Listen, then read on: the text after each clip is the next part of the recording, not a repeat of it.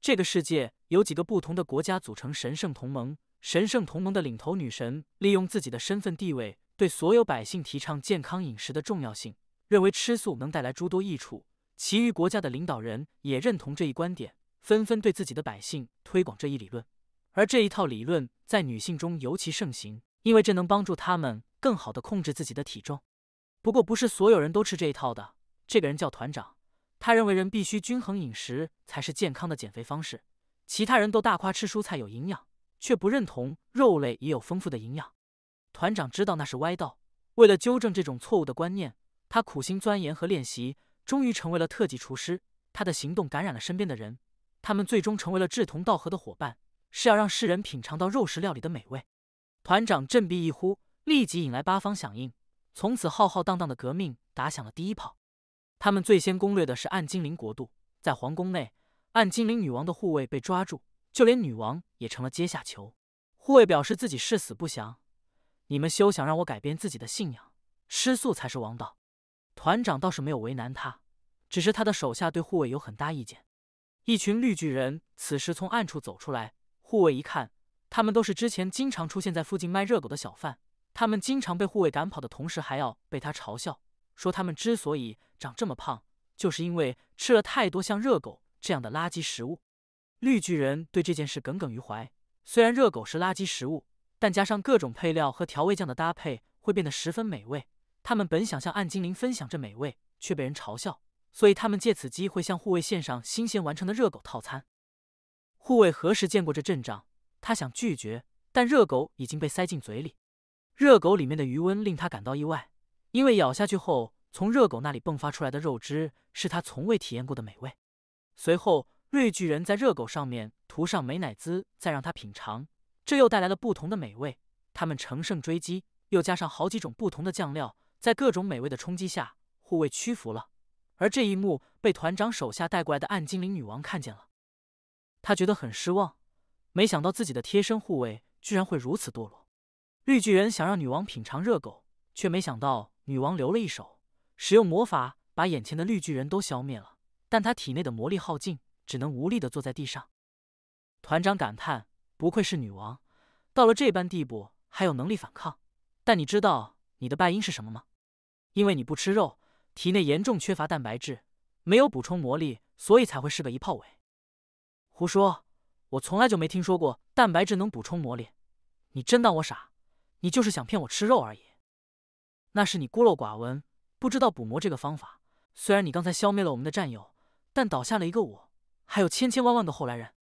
此时，团长的身后站出一大群身强力壮的特级厨师。女王知道自己今天是在劫难逃了，她用最后的魔力对自己施加咒印，只要咒印还在，食物里面的蛋白质就无法进入她的体内。但团长他们根本不在乎，他们现在只想让女王品尝他们引以为傲的厨艺。于是他们掏出精心炮制的美食，不停地对女王进行喂食。也不知道这个过程持续了多久，直到女王浑身无力地瘫倒在地上，才停止对她喂食。然后团长再次上场对女王进行投喂，只刚触碰团长的料理的瞬间，女王就已经有点受不了了。然后团长叫他手下的法师动手，只见法师念着咒语，女王身上的咒印竟然消失了。原来团长早就有破解之法，他这样做只是想让各种美食的味道停留在女王的口里，到时候让各种美味在同一时间爆发，那股美味足以令人神魂颠倒。女王此刻才知道自己被愚弄了。你们到底要羞辱我到什么程度？我是绝对不会屈服于你们淫威之下的。是吗？女王大人，你可知道我们为你准备的是什么食材？在你面前的是最高级的5A 和牛，吃过的人都说好，刚才的都只是前菜，这才是我们真正为你准备的食物，也只有这种美食才配得上我们高贵的女王。此时，团长身后的厨师都掏出准备已久的和牛料理，女王不禁露出绝望的表情。众人再次进行喂食，女王心中充满了恐惧，因为她将无法阻止进入她体内的蛋白质。然后她最不想看到的一幕发生了，只见众人在料理上面加上乳白色的酱汁，在这般美味的袭击下，女王最终露出满足的笑容，彻底屈服了。特级厨师的下一个目标是人类帝国，帝国的统治者大公主非常生气，不仅自己的盟友已经沦陷了，现在就连帝国也要面临着被攻破的危险。她不懂前线为何溃败，敌人已经进入王城，自己现在只能和妹妹二公主带着自己的亲卫营龟缩在城堡里面。他看着自己这个被战火摧残到烽烟四起的国家，感到悲痛不已。此时，他听到下面有敌人在呼喊，他的护卫劝他不要过去，但大公主不听。当他赶过去，看到了惨不忍睹的一幕：众修女居然被一群哥布林抓住，成为人质。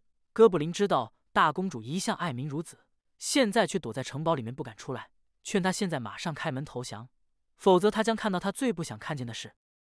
虽然修女们的处境不乐观，但修女们都叫大公主不必顾及他们，他们愿意为国家牺牲。哥布林知道没有谈判的必要了，决定要把自己的话赋予行动。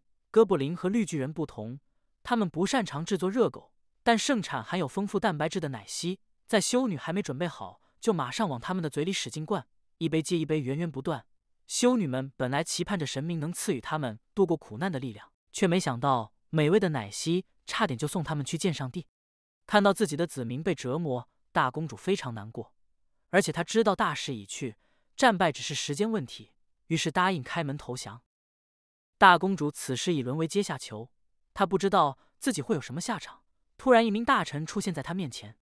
原来这名大臣是内鬼。战况之所以会败得如此惨烈，正是因为城墙被炸开了一个巨大的缺口，为特级厨师制造了突破防线的入口。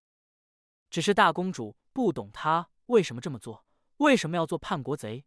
但大臣反驳自己是一个忠臣，这么多年来他一直练习厨艺，终于成为了特级厨师，而自己做的这一切都是为了这个国家。因为你们只吃菜不吃肉，身体严重缺乏蛋白质，这对人体是不健康的。但大公主不相信自己的身材发育这么好，哪里不健康了？你就是想骗我吃肉而已。大臣却说，你看到的只是表面，你的身体已经出现问题，若再不吸收充分的蛋白质，日后一定会出大问题。如果大公主答应食用老臣为你准备的食物，老臣保证二公主不会被人喂食。为了自己的妹妹，大公主只能答应。当她看见大臣掏出来的食物，她忍不住惊叫，这到底是什么？这是和牛，这是老臣为你准备的5A 和牛。老臣希望大公主能和老臣一起烹饪此料理。首先要对牛肉进行按摩，这样能增强肉质的弹性。大公主虽然很不情愿，但还是照做了。只是她刚与手中的和牛接触不久，她发现自己好像有点喜欢上这款食材。得到充分的按摩后，大臣终于开始烹饪。最高级的食材往往只需要最简单的烹饪方式。他把和牛放在铁板上煎，再撒上少量盐巴调味，这款料理很快就大功告成。然后他对大公主进行喂食，第一次尝到这般美味所带来的冲击力，直接把大公主弄晕了。不过在大臣不停的喂食下，他恢复了意识，但他也逐渐难以控制自己想再多吃点的想法。特别是在大臣在和牛上面沾上含有丰富蛋白质的酱汁，那种美味超乎想象。他知道自己不能再吃下去了，否则他将彻底成为美食的俘虏。但大臣还有很多存货，他源源不断对大公主喂食，大公主最终还是没熬过去，再次被强烈的味觉冲击弄晕了。当他醒过来，发现自己在别的地方，身边出现了几名特级厨师对他进行喂食。不仅如此，就连二公主也难以幸免，成为了美食的俘虏。由团长率领的特级厨师已经接连攻破神圣同盟的2个盟国，他们的下一个目标又是谁？神圣同盟是否能绝地反击？欲知后事如何，请听下回分解。当然啦，你们也可以看原作。